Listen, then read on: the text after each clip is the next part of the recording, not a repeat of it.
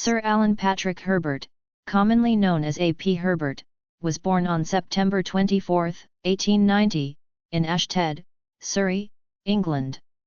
He was the son of Patrick Herbert, a civil engineer, and Beatrice Selwyn.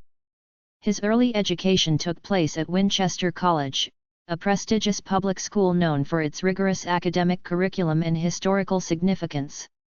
Herbert's time at Winchester laid the foundation for his intellectual development, and he later attended New College, Oxford, where he studied jurisprudence. Herbert's education was interrupted by the outbreak of World War I. He enlisted in the Royal Naval Volunteer Reserve and served as an officer in the Royal Naval Division. Herbert's wartime experiences, particularly at Gallipoli, left a lasting impact on him and were later reflected in his writings. He was awarded the Distinguished Service Order for his bravery. Career and literary achievements. After the war, Herbert was called to the bar at the Inner Temple in 1918, though he never practiced law in the traditional sense. Instead, he gravitated towards writing and literature, which would become the primary focus of his career.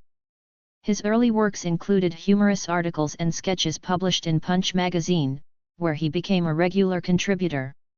His witty and satirical style quickly gained popularity. In 1924, Herbert published his first novel, The Secret Battle, which was based on his experiences during World War I.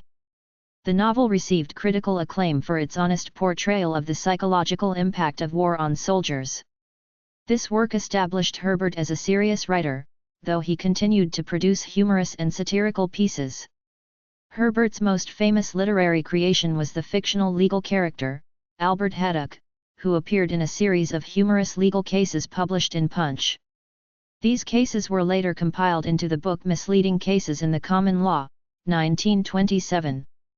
The book's success led to sequels and adaptations, including a television series. The Misleading Cases series satirized the absurdities of the English legal system, and Haddock's exploits often involved ingenious, if legally dubious, ways of challenging authority. Political career. A.P. Herbert's engagement with politics was as notable as his literary career.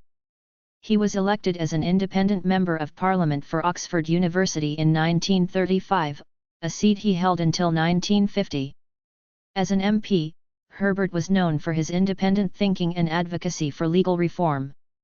He was particularly passionate about simplifying the complexities of British law and was instrumental in the passing of the Matrimonial Causes Act 1937, which made divorce more accessible in the UK. Herbert's political stance often reflected his satirical outlook on life. He was a critic of bureaucracy and a champion of individual freedoms. His speeches in Parliament were noted for their wit and humour, and he often used his platform to highlight the absurdities he saw in government policies. Later life and honours. During World War II, Herbert served as a writer and broadcaster, contributing to the war effort by boosting morale through his writings and broadcasts. His post-war years were marked by continued literary output, including novels, plays, and essays. In recognition of his contributions to literature and public life, Herbert was knighted in 1945. His legacy as a writer, humorist, and reformer was firmly established, and he continued to be an influential figure in British cultural and political life. Herbert's later works included Tinker, Tailor, 1945, and Made for Man, 1949, which reflected his continued interest in social and legal issues. He remained active in both writing and public affairs until his death on November 11, 1971. Legacy. A.P. Herbert's legacy is multifaceted. He is remembered as a pioneering satirist who used humour to critique and expose the flaws in the British legal and political systems. His Misleading Cases remain a classic of legal humour, and his influence extends beyond literature to legal reform and political discourse. Herbert's life and work exemplify the power of wit and satire in effecting social change. His contributions to literature, law, and politics continue to be studied and appreciated for their enduring relevance and insight into the human condition. Thank you for watching. Please subscribe our channel.